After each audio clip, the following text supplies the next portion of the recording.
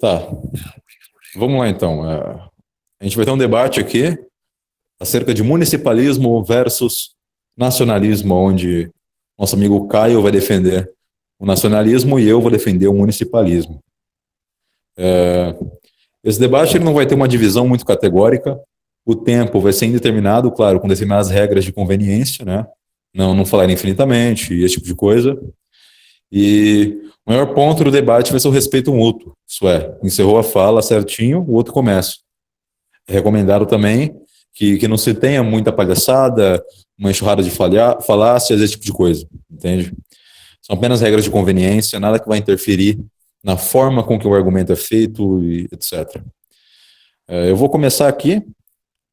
Eu sou Faveiro, acho que vocês já me conhecem, né?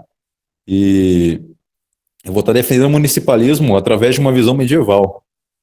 Até porque eu tenho muitas tendências feudalistas, né?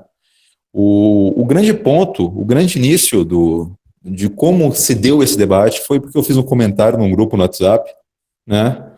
Dizendo que o anseio patriótico e o anseio nacional, ele não é algo que deva ser aproveitado numa sociedade, que deva ser tomado como algo suprassumido numa sociedade, entende? Como algo valorável.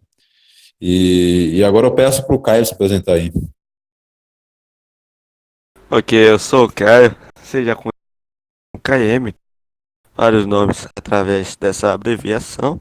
E eu estarei aqui, como foi dito pelo nosso colega Faveiro, estarei a definir o sentimento patriótico. Também o sentimento, uma vez que eu acredito que, por mais que sejam cidades independentes, elas devam. Eu, Perfeito. Caio, tu prefere que eu ou você comece? pode começar o senhor. Perfeito, vamos lá. Eu vou comentar um pouquinho da história do surgimento das unidades nacionais, né? Isso aí vai começar no século XVI, de preferência com a Itália, né? Tu encontra na obra do Maquiavel, O Príncipe, no último capítulo, quando ele fala de como desertar os bárbaros da Itália, né? Fazendo essa união nacional e para o resplandecer da nação, esse tipo de coisa. O grande ponto é que eu, como católico, defendo a Santa Igreja, né? E o surgimento das unidades nacionais, eles se dão da mesma forma que ocorre a destruição dos estados pontifícios, que eram estados quase que municipalistas, né? Pecando por pouco, pecando por muito pouco. E quando você vai ter a burguesia, a nobreza, etc., transvalorando a consideração feudal, que não tinha como ponto principal, como se diz no capitalismo, acúmulo de riquezas, ou então a riqueza como um parâmetro para a função mercatorial, seja através de formas empresariais e Itália, quando tu vai ter esse ímpeto na burguesia, tu vai ter ao mesmo tempo a formação das grandes unidades nacionais, né? Até porque elas são formas de institucionalização de poder e, portanto, formas de enriquecimento. Querendo ou não, para os ANCAPs aí que dizem que imposto é roubo, surgiu mesmo como uma forma de roubo. E não tendo partido do laicato, não tendo algo, sendo algo que é asperido pelo laicato, né, algo que é desejado pelo laicato da época, automaticamente se torna algo reprovável o surgimento das unidades nacionais, né? Mas isso não vai importar aqui. Quando você fala acerca de uma unidade nacional, você fala de um território que se deu pela junção municipal, junção de cidadelas, de vilarejos, de vilanias e etc. E essa junção ela vai ter uma representação em comum que vai ser transvalorada para ser representada numa instituição de poder maior, né? Do contrário do que se pensa, o que eu defendo aqui não seria a ausência de uma autoridade pública. Eu assumo essa autoridade pública como um ente exterior ao anseio popular e representante desse anseio popular, mas de forma mitigada territorialmente. Isso porque o processo informativo ele é mais produtivo quando você possui corporações de ofício e um sistema familiar como um índice de refração daquele anseio popular que deve se basear esses entes exteriores que chamam Estado, né? E O grande ponto é que esse anseio patriótico, esse anseio nacional, ele acaba por mitigar ou desvalorizar o próprio conceito da engenharia social. Isso se dá de que maneira? A pergunta que vai se fazer, obviamente. Quando você está falando de um anseio nacional, você vai transformar, vai transfigurar as atribuições do conceito de nação, e essas atribuições, que são predicados óbvios, como, por exemplo, uma comunidade cultural, ou então determinados termos significativos culturais, ela vai ser transportada para esse signo, porém esse signo ele vai ser deturpado pela individualização do conceito. Né? Ou seja, todo anseio patriótico ele vai representar predicados distintos de acordo com a participação individual dele naquela sociedade. Certo? Esse é um ponto a se ressaltar. E o meu municipalismo de origem feudal, ele vai se fundar também no distributivismo teológico. Né? Quando tu fala da Idade Média e do feudalismo, tu fala automaticamente de um escopo de produção que não se funda no aumento de riquezas, mas se funda na subsistência. E, portanto, toda a galeria mercatorial que é apresentada para a população, ela não toma como perspectiva a satisfação desnuclearizada da própria condição humana. Né? E, tendo isso em vista, seria mais conveniente que fosse de forma municipal, porque apenas na concretização e na centralização nuclear da cultura, e, portanto, sistemas descentralizados no aspecto jurídico, etc., que tu vai ter o sustentamento de determinados princípios, motores morais benéficos da sociedade. Basicamente, esse vai ser meu início. Passo para o Caio. Eu observei a intenção que você disse. E como você vinha a citar um exemplo histórico da Itália, eu gostaria apenas de um pouco essa sua linha e falar um pouco da Grécia há muitos séculos anterior a esse exemplo que o senhor citou. Você teve na Grécia Antiga, não sei se da Antiga, eles não eram uma nação, eles ainda não eram uma unida como hoje, até porque, se eu não me engano... Ô Caio, desculpa te falar, mas tu tá travando muito, cara. Muito mesmo. Não sei. Vou tentar melhorar aqui, perdão. Enfim, a Grécia Antiga, ela, no período que ela existiu, ainda não havia nações formadas como se há hoje. Enfim, naquele tempo, se tinha várias cidades-estados que formavam a região da Grécia. Então você tinha lá Atenas, Espartas e algumas outras cidades-estados que existiam e que quando faltava espaço ou coisa assim, necessitavam se expandir, elas criavam colônias, que naquele tempo funcionavam de uma forma um pouco diferente. Enfim, qual é a ideia? Cidades-estados da Grécia, elas tinham culturas mais ou menos parecidas, mas eles tinham formas de governar, tinham, governos democráticos, poder para, eu quero dizer, governos descentralizados entre eles. Isso que eu quero dizer. Cidade do núcleo. A forma que... Ô Caio, tá travando, amigo. Eu acho que é a sua internet. Perdão, cara.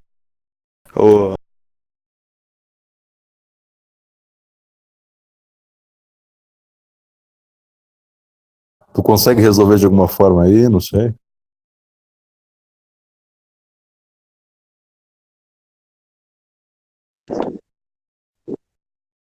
Beleza. Vou tentar falar mais próximo a ele. Enfim, como eu estava dizendo, nesse caso das cidades, estados da Grécia, cada cidade-estado ela tinha uma forma de governo. Podia ser é, repúblicas que já estavam sendo criadas, ou impérios, mas cada cidade-estado tinha uma forma de governo, onde se tinha cidades baseadas no comércio, que se eu não me engano no caso de Atenas, no militarismo, no caso de Esparta, e assim ia. Só que acontece, se um estado, por exemplo, fosse atacar alguma cidade-estado da Grécia, esses se uniam para repelir esse estado invasor. E isso numa situação onde todos os uma situação feudal onde o governo ele é descentralizado para os núcleos sociais e sem um estado maior, um estado, digamos que nacionalista, para fiscalizar que todos poderão estar ali para se fortalecer e se ajudar nesse momento, é algo devastador, cara. Já que, veja só, digamos que agora nos tempos atuais, a Argentina quer invadir o Brasil. Digamos, apenas uma suposição, um exemplo. Se ele quiser invadir o Brasil, ele vai ter que aguentar a força dos 26 estados juntos. Um exército dos 26 estados juntos contra ela. Então, uma situação de descentralização, onde não se há o espírito nacional para que todos os estados se unam contra esse invasor, que no caso seria a Argentina. A Argentina simplesmente poderia ir dominando um em um, que agora estaria mais fraco, já que não estão unidos, e com o tempo dominar todos nós. É uma ideia. Assim como, nesse exemplo, pelo fato de todos estarem descentralizados, não haver um espírito nacional em conjunto, o estado de São Paulo, por exemplo, poderia estar... Perdão, falei errado. A cidade de São Paulo, por exemplo, poderia querer dominar o Rio de Janeiro, e assim indo, sem ter alguém que fiscalize a paz entre os dois. Esse é o argumento que eu utilizo. Perfeito, terminou? Se terminou, ok, eu vou começar. Bom, vamos lá. Eu achei engraçado a sua linha argumentativa, seu raciocínio, porque é o seguinte: você já está pressupondo a existência de determinadas estados nacionais e unidades nacionais para a destruição de pequenos municípios, né? E o que soa mais engraçado nisso é porque isso não vai implicar no surgimento de outro Estado nacional, e sim vai implicar que Estados nacionais estão destruindo outros Estados. E é aí, basicamente, que o seu argumento cai em terra, já que isso vai ser um problema, essencialmente, da tirania de outros Estados, né? Quando você fala, por exemplo, dos sistemas gregos e dos sistemas medievais, o sistema municipal lá ele funcionava através de tropas auxiliares e de tropas mercenárias, né? E isso teve sucesso, contrariando Maquiavel agora durante muito tempo, apesar de ter seus riscos, obviamente. Todavia, quando tu fala da inserção das tropas nacionais, seja como obrigação estatal, seja como um fundamento daquele próprio Estado, tu fala ao mesmo tempo de um produto de regularização através do império da força monopolizado pelo Estado, né? Ou seja, tu pode ter municipalmente estados militâncias e formações militares de forma nacional, podemos dizer assim. Todavia, tem que se notar o seguinte: quando tu valora um anseio nacional e quando tu valora algum tipo de conceito, que desse conceito de nação vai se predicar um ideal, tu vai estar vertendo aquele Estado em si mesmo, né? O fim daquele Estado vai ser a si mesmo, já que tu vai estar transvalorando os valores normais da sociedade e transformando ele em um só conceito, que seria esse conceito de polis, né? E ao ocorrer isso, o que vai acontecer quando você acaba por juntar e criar esse anseio nacional? Vertendo a população para um fim em si mesmo, tu vai ter o produto da atualização da sociedade através da relativização dos próprios conceitos fundamentais que são anteriores a esta prescrição nacional. Como bem dizia Agostinho de Hipona, na obra Cidade de Deus, o que é um reino sem justiça, senão uma quadrilha de ladrões? E o que são quadrilhas de ladrões, senão pequenos reinos? Né? Ou seja, existem gamas de conceitos que são anteriores à nação e que devem ser estipulados pela nação. Você entende? E tendo isso como princípio basilar, tu não pode acabar transvalorando esses valores essenciais que precedem a própria nação para acabar criando esse anseio nacional, essa função nacional, seja ela militarizada, social, industrial, mercatorial, etália, porque tu vai transcender esses conceitos anteriores e, portanto, relativizá-los.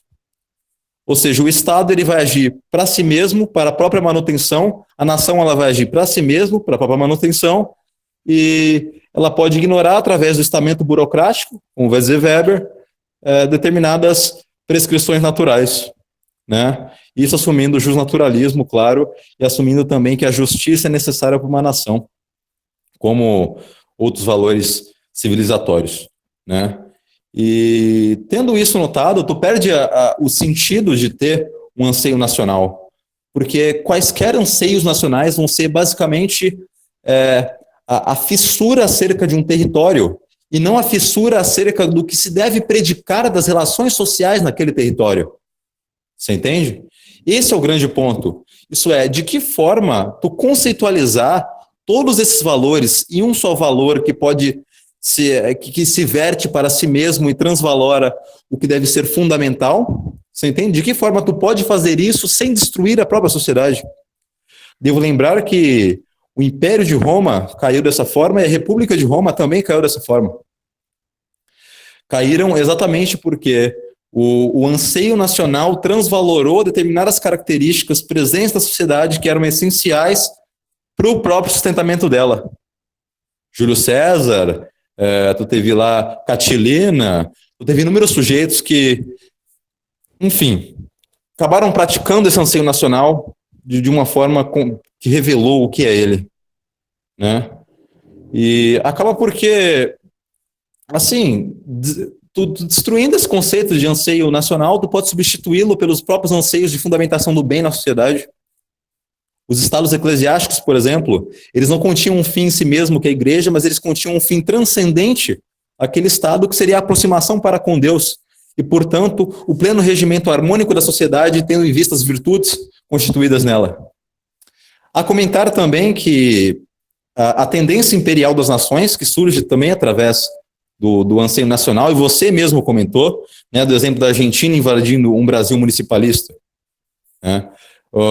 Essa tendência de imperialização, ela acaba por dominar ilegitimamente outros territórios e também por amplificar o próprio território, o que vai causar uma descentralização da própria linguagem e vai causar também problemas na transmissão de informação. E são esses problemas da transmissão de informação que vão acabar girando a criptocracia, isso é, os governos ocultos, como é no Brasil. Você entende? Tu vai ter ali uma forma de dominação legal, tu vai ter uma forma de dominação tradicional e carismática, e essas três fundidas com a distanciação linguística vão formar o estamento burocrático oculto. Isso é, que não tem como corpos intermediários a própria população. Assim surgem as tiranias, os governos corruptos, os ladrões políticos e a talha. Entende? Esse é o meu ponto. Bom, achei um ponto bem interessante e tal, e muito bem observado até, inclusive. O que eu gostaria de falar sobre isso é o seguinte, cara. No que você falou sobre o fato do anseio nacional, ele gerar esse sentimento imperialista e tal, tipo, não é muito diferente do que seria no municipalismo. Nós podemos, gostaria que você pensasse um pouco sobre esse negócio aí de, esse negócio de imperialismo, por exemplo. Se a gente tem, por exemplo, o estado do Rio Grande do Sul, um estado independente, emancipado, por exemplo, e ele quer se expandir para suas fronteiras, para aumentar suas fronteiras, mesmo estando numa situação municipalista. Eles querem se expandir para aumentar suas fronteiras, porque seus fazendeiros eles estão encontrando áreas mais férteis uma região que faz fronteira com o Uruguai. Então, ele faz isso pelo seu povo, pelos fazendeiros. Assim como já aconteceu na parte do Brasil, naquela treta que teve com o Acre, para adquirir o Acre da Bolívia.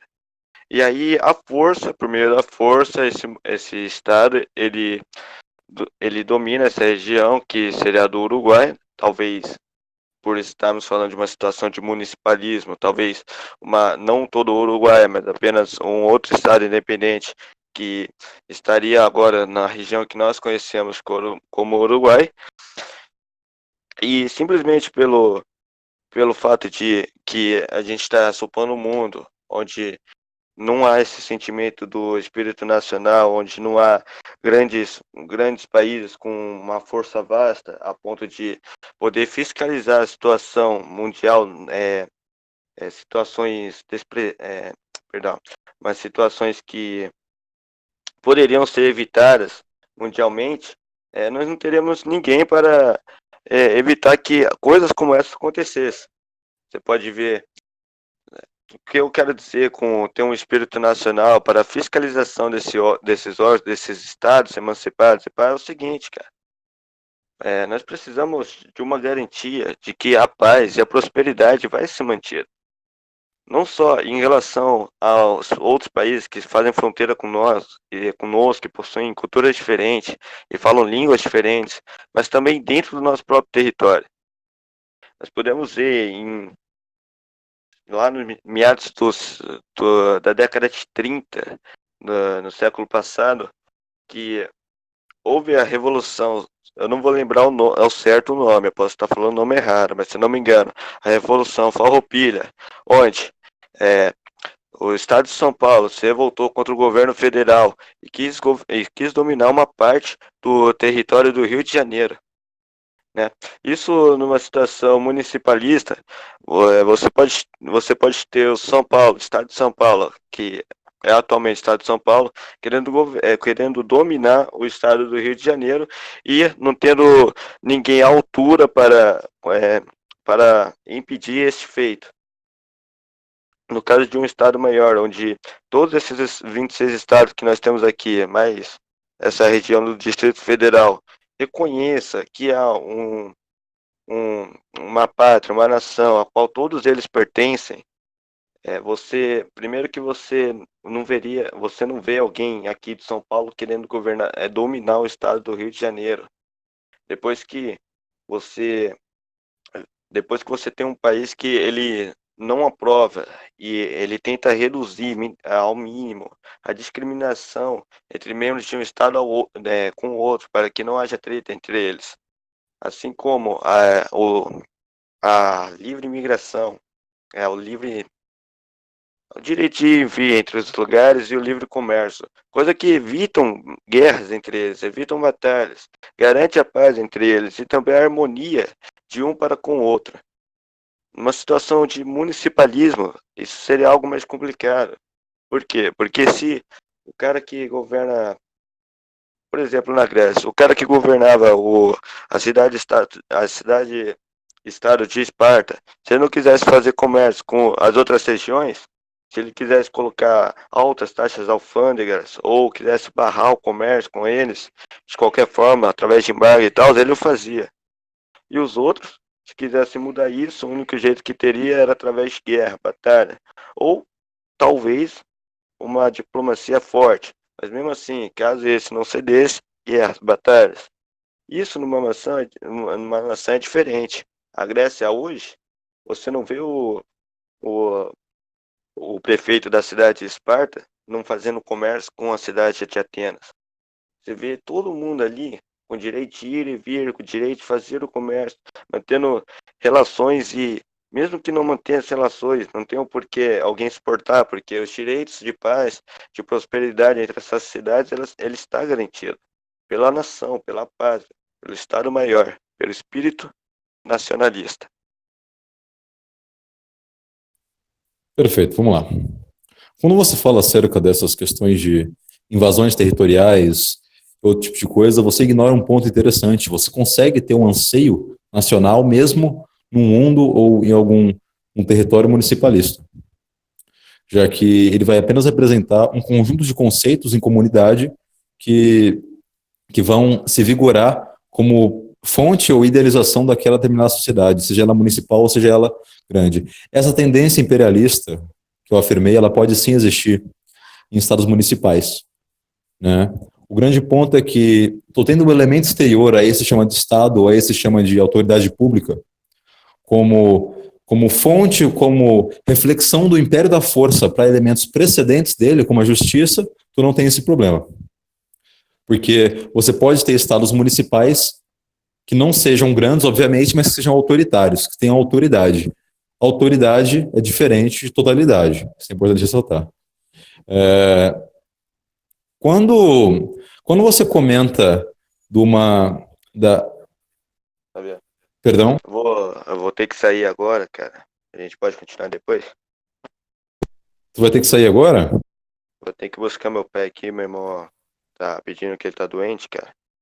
Depois eu ligo pra você aí aqui, a gente vem pelo Discord. Peço muito desculpa ao senhor, beleza? Não, se tranquilize, tudo bem, amigo. Não tem problemas, não.